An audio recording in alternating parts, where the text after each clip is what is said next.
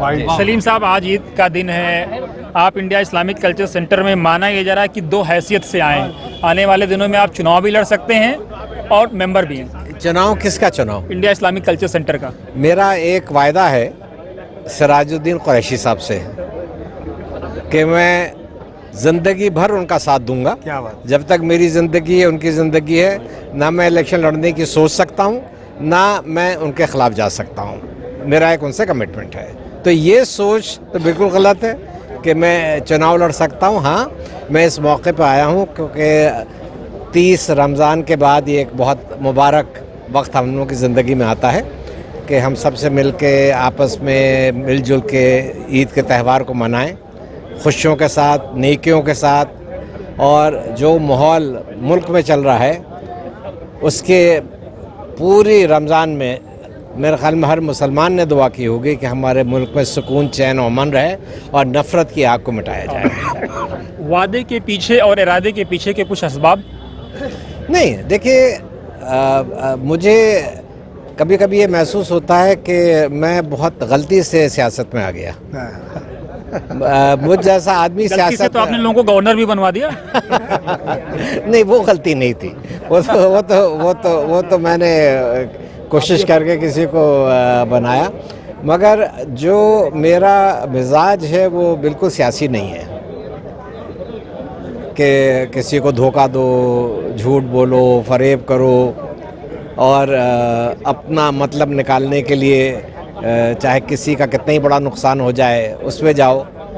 तो मैं समझता हूँ कि अंग्रेज़ी में किसी ने एक दफ़ा मुझसे कहा, और मैं समझता हूँ मेरी ज़िंदगी का वो सबसे अच्छा कॉम्प्लीमेंट था, कि किसी ने मुझसे कहा you are a misfit in politics. नहीं, अगर आप मिसफिट थे तो सोनिया गांधी को मना कैसे लेते थे?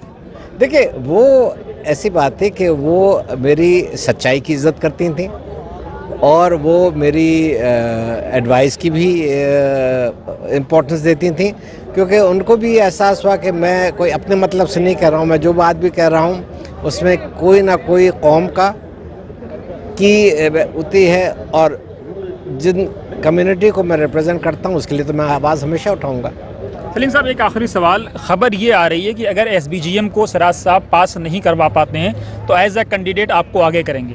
नहीं, ना मेरी सिराज साहब से इस बात पे कोई गुफ्तगू हुई है, ना मेरा कोई। देखिए, मैं ये समझता हूँ कि ये एक बहुत इम्पोर्टेंट सेंटर है और जो भी आदमी यहाँ बने उसको 24 घंटे वक्त देना है। बहुत कम लोग ऐसे होते हैं जो ख्वाब देखते हैं और उसको हकीकत में तब्दील कर देते हैं। सिराज भाई उनमें से एक हैं। उन्होंने इसका ख्वाब देखा और ख्वाब को उन्होंने हकीकत में बदल दिया। और मैं तो समझता हूँ कि हम सब लोगों को यही कोशिश करनी चाहिए कि उनको एक टर्म और मिले और वो यहाँ जो उनके थोड़े से अधूरे काम रह गए उनको वो पूरा करें।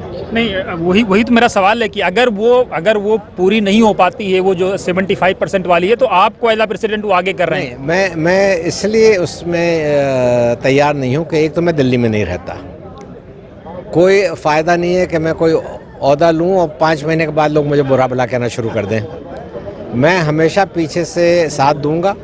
अगर सिराज भाई कोई ऐसा मौका आता है कि वो खुद नहीं लड़ सकते हैं तो जिसको वो आगे कर देंगे मैं उसके साथ दूंगा।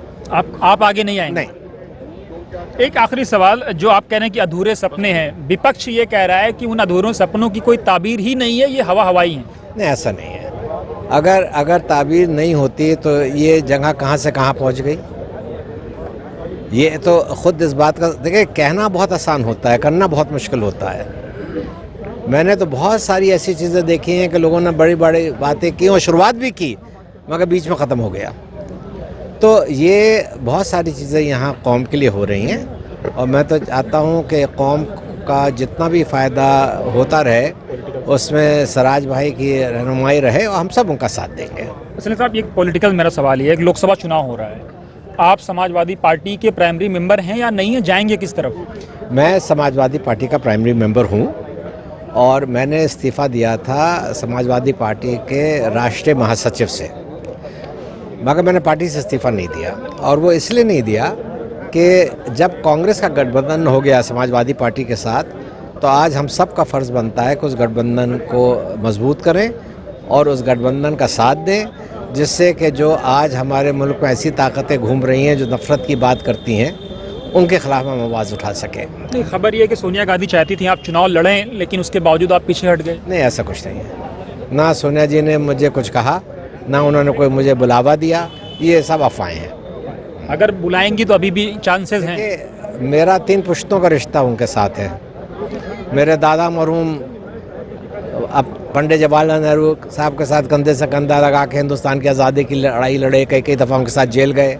मेरे वालिद मरहूम 3 दफ़ा MP रहे उनके साथ, मैं 5 दफ़ा MP रहा। एक शुरुआत मेरी मरहूम राजीव गांधी साहब के साथ हुई। तो बुलाएंगे तो मैं क्यों नहीं जाऊंगा।